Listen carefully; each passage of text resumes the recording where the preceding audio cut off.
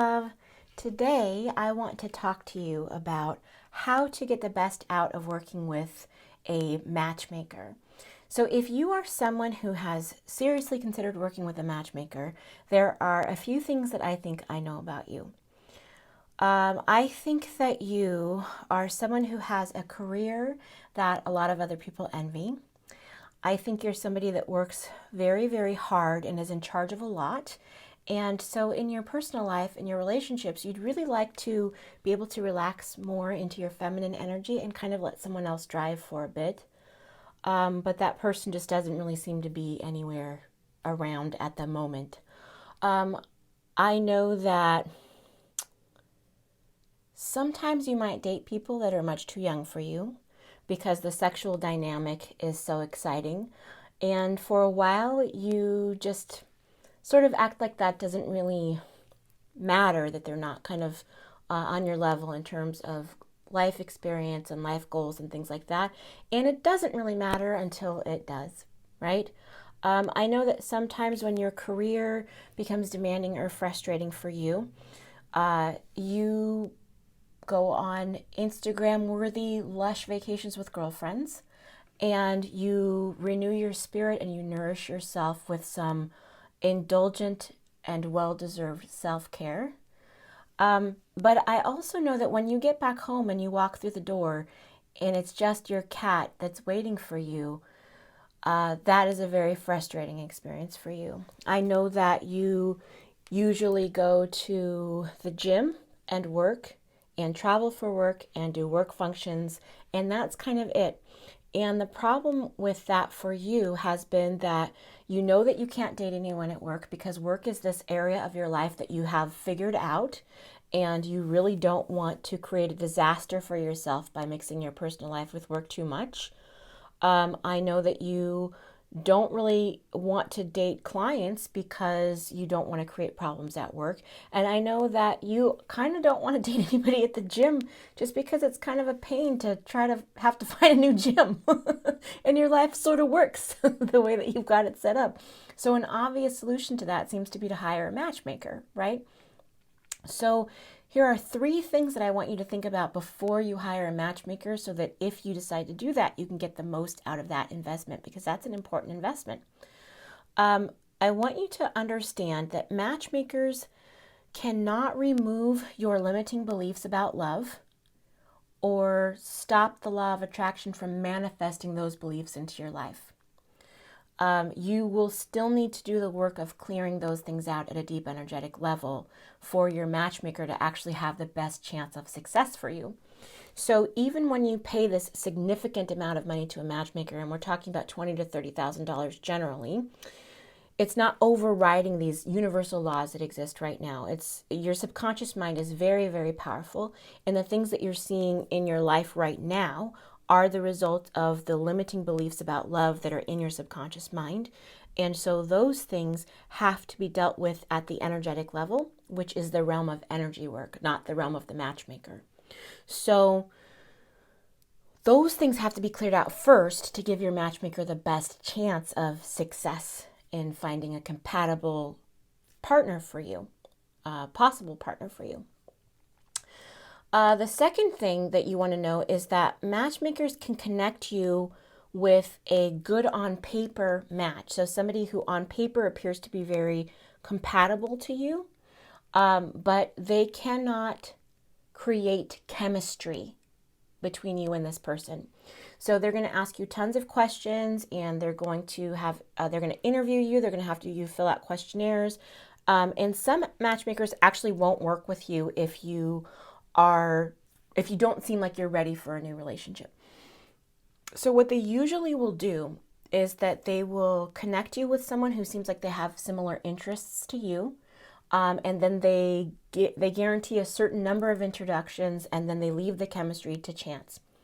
The problem with chemistry is that sometimes what seems like chemistry to us is that the other person has the same energetic wounds that we have, and we recognize it on a subconscious level, and so they feel familiar to us, and we think that that's chemistry. So how do you get around that, right? How do you recognize when chemistry is real? what you do is that you clear the energetic wounds and beliefs and limiting beliefs out of your energy, and then you date. Because then you know that when you feel that spark between you and someone else, that that's a real thing. The third thing that I want you to know about working with a matchmaker is that, matchmakers, they can't guarantee for you that a connection will last. Nothing that it's just not part of the matchmaking process for them to teach you how to create a sustainable relationship for yourself. So what smart women do in that situation is that smart women play the long game there. They know that if they want to build a relationship to last, they need to clear stuff out of their energy. They need to get themselves in order first, and they're willing to do that.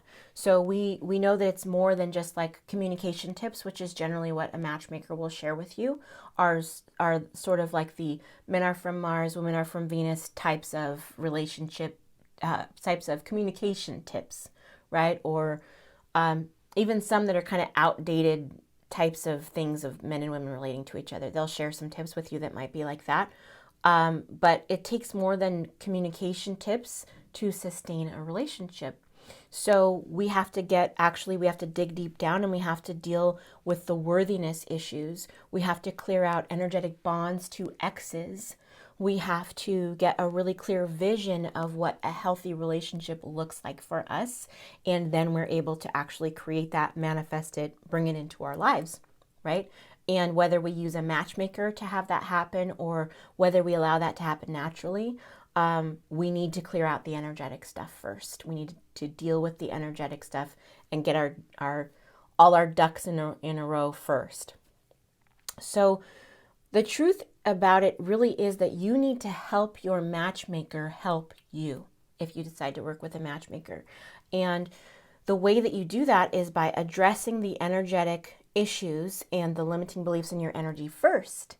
And then your matchmaker will be better able to connect you with a compatible person who shares your life goals and with whom you can have a long and healthy and satisfying relationship. So you might actually even discover after you've done that energetic work, as many of my clients have discovered, that hiring a matchmaker becomes completely unnecessary, because once you clear these things out of your energy, you automatically begin to attract people into your life who are good for you. That's just a natural thing that happens, because those people that the matchmaker is going to connect you with, those people are out there already living life somewhere, right? So you can be your own matchmaker in a sense, energetically, if you make your energy a match to those people and other people that are compatible for you, right? So a really easy and quick way for you to get started with doing that is to go over to theheartachecure.com, TheHeartAchecure, theheartachecure.com, and pick up your free ebook, The Heartache Cure, so that you can start healing and clearing out your energy and make space to become a magnetic match in energy to somebody who is really, really good for you. You can clear old heartache out of your energy and become very attractive to new love. So I want you to know that romance is not canceled, dating is not canceled, love is not canceled. So use this time to actually address the energetic things and energetic patterns that are keeping you stuck in love once and for all, so that you can move into the life that is waiting for you. And start by going to theheartachecure.com, and I'll see you there.